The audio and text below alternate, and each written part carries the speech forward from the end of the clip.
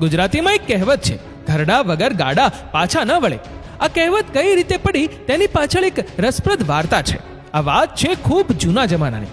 તે સમયે લગ્નની જાન બળદગાડામાં જ હતી.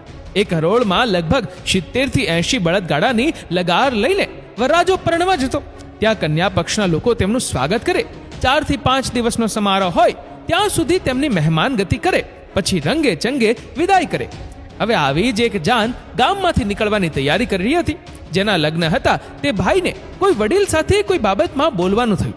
એટલે તેણે ગામમાંથી પોતાના લગ્નમાં આવનાર સૌને એક ફરમાન મોકલ્યું. મારા લગ્નની જાનમાં એક પણ ઘરડો માણસ નહીં જોઈએ, કેવળ યુવાનોને જ આવવાની છૂટ. હવે વરરાજાનું જ ફરમાન હોય તો માનવું તો પડે જ, કેમ કે લગ્ન પણ તો એના જ છે ને. બધા યુવાનો લગ્નમાં જવા તૈયાર થઈ ગયા. બળદગાડા તૈયાર થવા લાગ્યા. આમ જાનમાં જવા માટે સૌ તૈયાર થયા. તે દરમિયાન એક ભાઈને માં ન હતી, માત્ર પિતા જ હતા. તે પિતા સાથે ઘરે જ રોકાવા માંગતો હતો, પરંતુ તેના પિતાએ કહ્યું, બેટા તું જા, ગાડું તૈયાર કર, હું પણ સંતાઈને તારી સાથે આવીશ, જેથી તારો શોખ પણ પૂરો થાય અને મને એકલા અહીં મૂકી જવાનો તને અફસોસ પણ નહીં થાય. આખી જાનમાં માત્ર યુવાનો જ હતા. પેલા ભાઈના પિતા પણ છુપાઈને ગાડામાં બેસી ગયા. કોઈને ખબર ના પડે તેમાં સંગ ચાલ્યો. કન્યા પક્ષના લોકોએ ખૂબ સરસ રીતે આગતા સ્વાગતા કરી, પરંતુ જ્યારે એમને ખબર પડી કે જાનમાં એક પણ વૃદ્ધ વ્યક્તિ નથી આવ્યો, ત્યારે તેમને ઘણું આશ્ચર્ય થયું. 4 દિવસની રસમો પૂર્ણ થયા બાદ કન્યા વિદાયનો સમય થયો. કન્યા પક્ષના લોકોને વર પક્ષની પરીક્ષા લેવાનું મન થયું. એટલે તેમણે એક શરત મૂકી, અમારી કન્યાની ત્યારે જ વિદાય થશે જ્યારે કન્યાના ઘરની આગળ રહેલા કૂવાને તમે લોકો ઘીથી ભરી દેશો. વર પક્ષના લોકો બધા ચિંતાતુર થઈ ગયા. ભલા કૂવો ભરાય એટલું ઘી લાવવું ક્યાંથી? બધા યુવાનો એક જગ્યાએ ભેગા થઈ ચર્ચા વિચારણા કરવા માંડ્યા. હવે કરવું શું? ઘણા લાંબા વિચારને અંતે પણ તેમને ઉકેલ ના મળ્યો. જો આ શરત પૂર્ણ ન કરે તો કન્યા પિતૃગૃહે જ રહી જાય, જાન સાથે આવે નહીં. જો આવું થાય તો વરરાજાની આસપાસના 100 ગામોમાં ઇજ્જત કોડીની થઈ જાય. એટલે કન્યા વગર તો પરત ફરાય જ નહીં. આખરે કંઈ જ ના સૂચતા તેમણે કન્યા પક્ષના લોકોને કહ્યું, કંઈક ઉપાય થઈ શકે ખરો? હા, થઈ શકે ને. તમે તમારા ગાડા અહીં જ મૂકી જાઓ અને ચાલતા જાઓ, હારી ગયાની નિશાની રૂપે. તો અમે કન્યાને તમારી સાથે જવાની મંજૂરી આપીશું. આ શરત તો કોઈ કાળે મંજૂર કરી શકાય એમ ન હતી. સૌ યુવાનો ઘી એકત્ર કરવા માટે શું શું થઈ શકે એ વિશે વિચારવા લાગ્યા.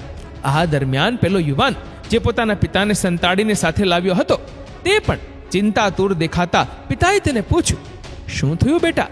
જાન ઉગલવામાં આટલી વાર કેમ લાગી રહી છે?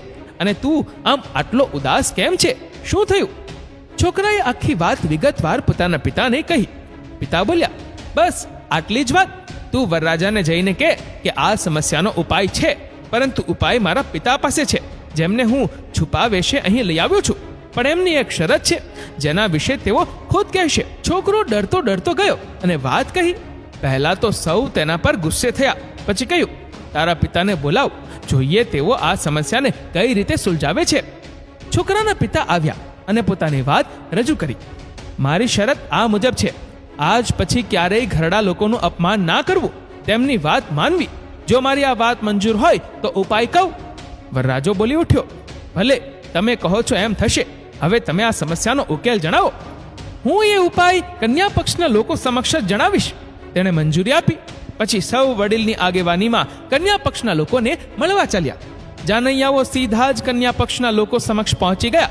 વડીલે કહ્યું, અમને વર પક્ષને તમારી શરત મંજૂર છે. અમે આખા કૂવાને ઘીથી ભરી દઈશું, પરંતુ સામે એક શરત છે કે તમે પહેલા આ કૂવો પૂરેપૂરો ખાલી તો કરો. અમને કૂવો તદ્દન ખાલી જોઈએ. જો તમે કૂવાને ખાલી કરી દો તો અમે એને ઘીથી ભરી દઈશું. કન્યા પક્ષના લોકો ખુશ થઈ ગયા અને કહેવા લાગ્યા, આ તમારી પરીક્ષા હતી. તમે કેવી રીતે એનો ઉકેલ મેળવો છો એ અમારે જોવું હતું. વરરાજા અને બીજા બધાએ મળીને એ વડીલને ઉચકી લીધા. ત્યારબાદ કન્યા પક્ષના લોકોએ વર પક્ષનાને અનેક ભેટ સોગાદો આપી રંગે ચંગે વિદાય આપી.